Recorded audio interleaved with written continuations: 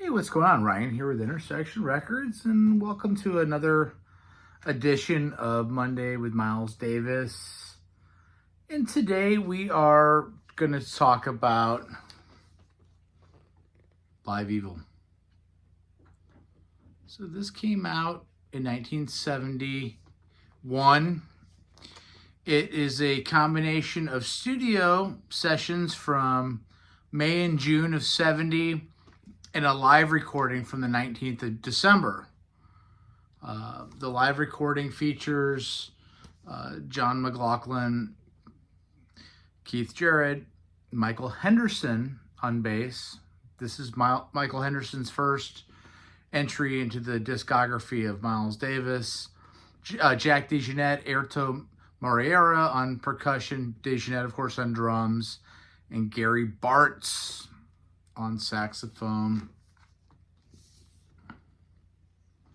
I think this is supposed to represent evil, and this is supposed to represent life. And double album, and really, kind of a sister album to, check out the vinyl, kind of a sister album to Bitches Brew, which came out in 1970. Kind of turquoise vinyl, pretty cool packaging. And I'll show you the inside here in a minute, but this is really good stuff.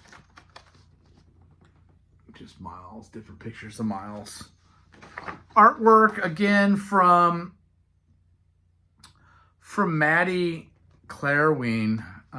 Did Maddie do Abraxas by Santana maybe as well?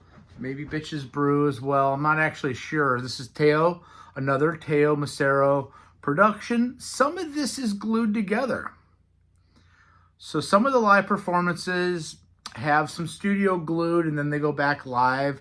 I'm not exactly sure why they did that because most of the live set pieces are long. There's a couple glue pieces that are pretty seamlessly done by Teo. Maybe, I guess, to get the songs longer so they could make it a double album.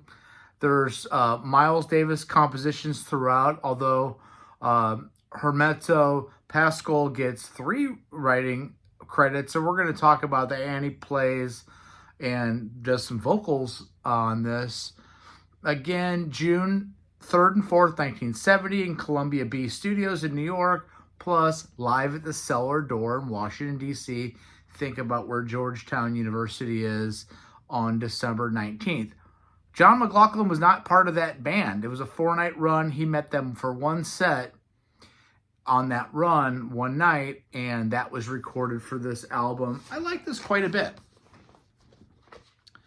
Would they perfect funk rock fusion later on albums like Agerta and Pangea? Yeah, I think so.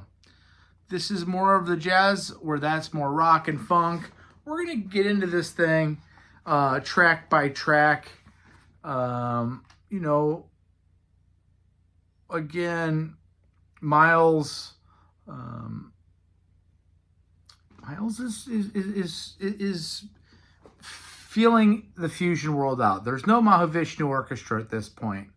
There's no Return to Forever at this point. Herbie Hancock is getting into fusion, but doesn't really have that figured out quite yet with Manadishi, and Headhunters are not there yet. This thing opens up with a song, a Miles Davis 15-minute composition called Sivad.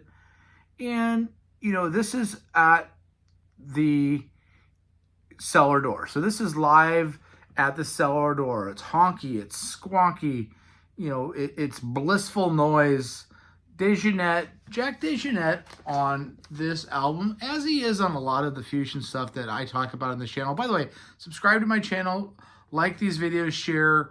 Is one of the most unsung drummers in this genre, in jazz and straight jazz and fusion. Feel like Billy Cobham and Lenny White sometimes get more street cred, and guys like that, Tony Williams. Jack DeJohnette's incredible on this record. Keith Jarrett also. Miles Davis gets lots of songwriting compositions on this record. Keith really should have some composition credits on this, but he doesn't. Keith comes in at the 45-second mark. Mary Airto is adding some chimes, some percussion. Gary Bartz. What an addition to the band he is. Again, a band of Gary Bartz, Davis, Keith Jarrett, McLaughlin, DeJohnette, Michael Henderson, Airto, Moreira. Really fantastic song. Kind of slows down at the end, be honest. Starts out kind of blazing. Seems to kind of get a little bit lost at some point. Maybe runs a little long. The next song is Little Church. This is a Hermeto Pascal song. Miles Davis said of Hermeto, who was born in Brazil in 1936, that he's one of the most impressive musicians in the world. This is a little studio song comp by him. He's playing with the 3-piece keyboard lineup of Herbie Hancock, Chick Corea, and Keith Jarrett,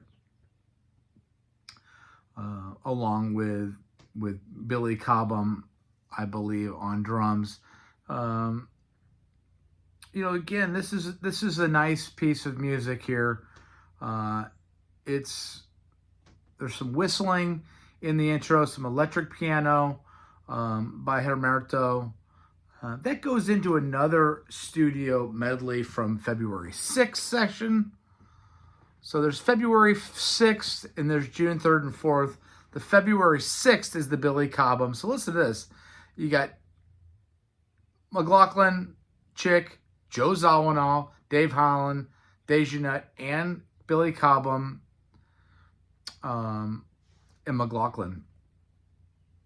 Really, this is, again, 1970. Joe Zawinul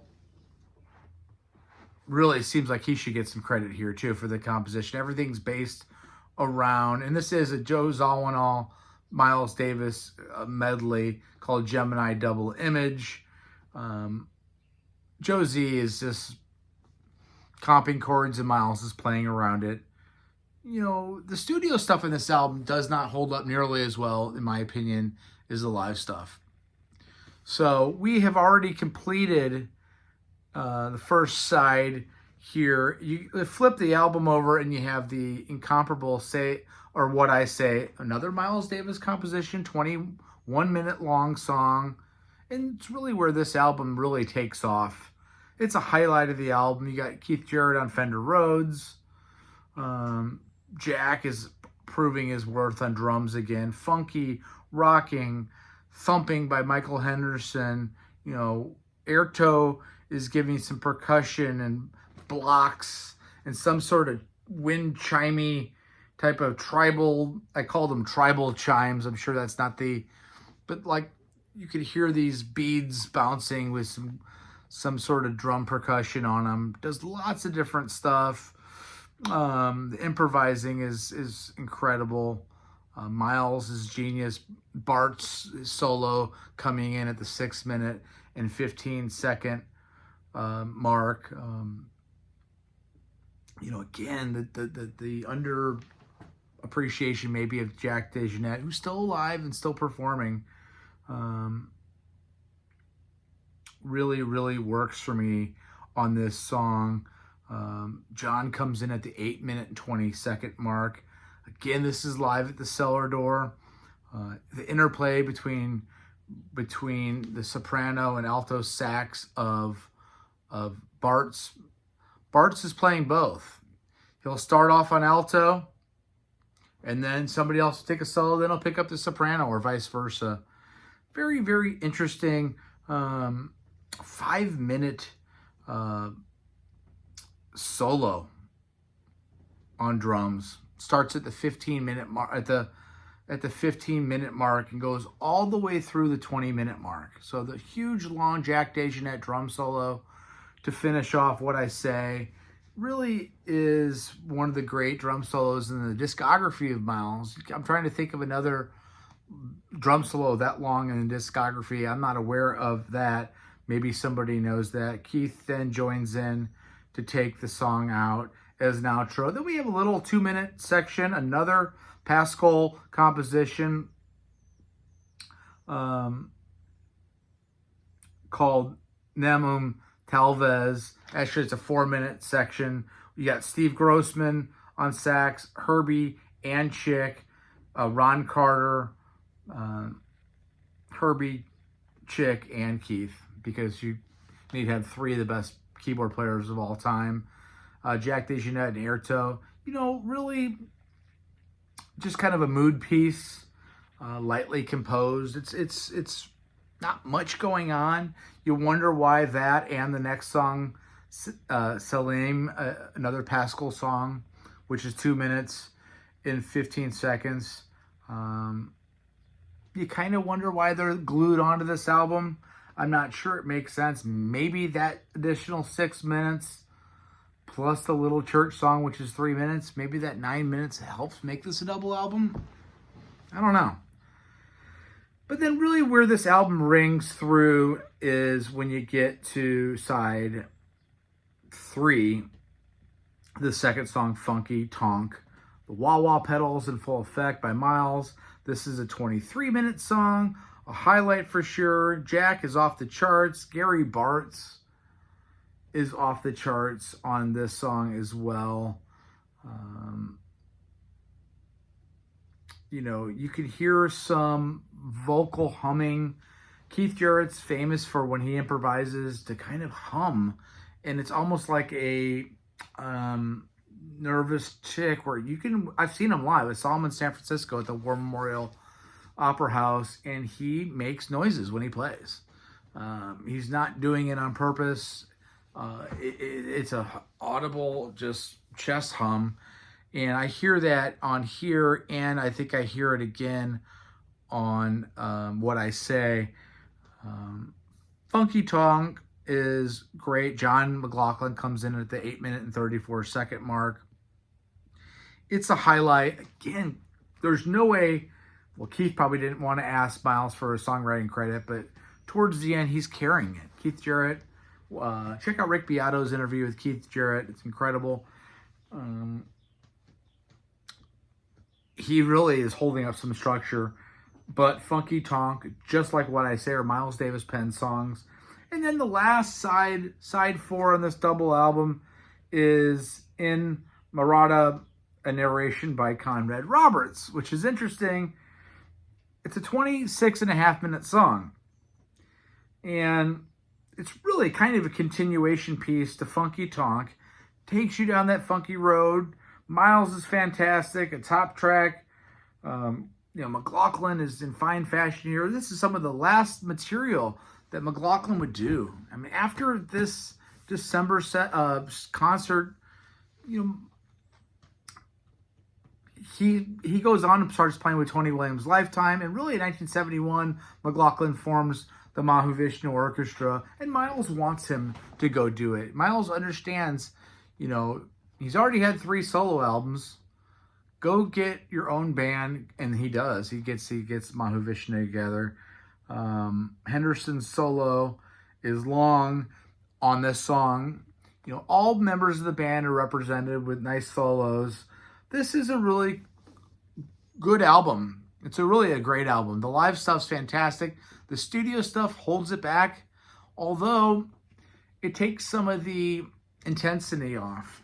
There's some soothing stuff on the Pascal compositions that maybe the album needs so that you can get a chance to catch your breath. John's solo playing is abstract. He's doing that on purpose. Pete Cozy and people like that would have some more melodic type structured soloing later in Miles' electric period in the 70s.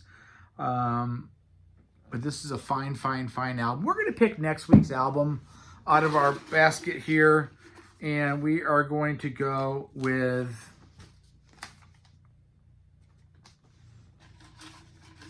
I already did that one. We are going to go with Miles Smiles. 1965.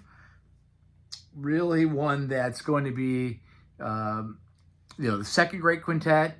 Some of the best material that he ever did.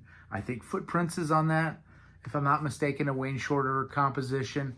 Check out my channel, subscribe. We'll see you next week on Monday with Miles, where we'll be focusing on Miles Smiles. See ya.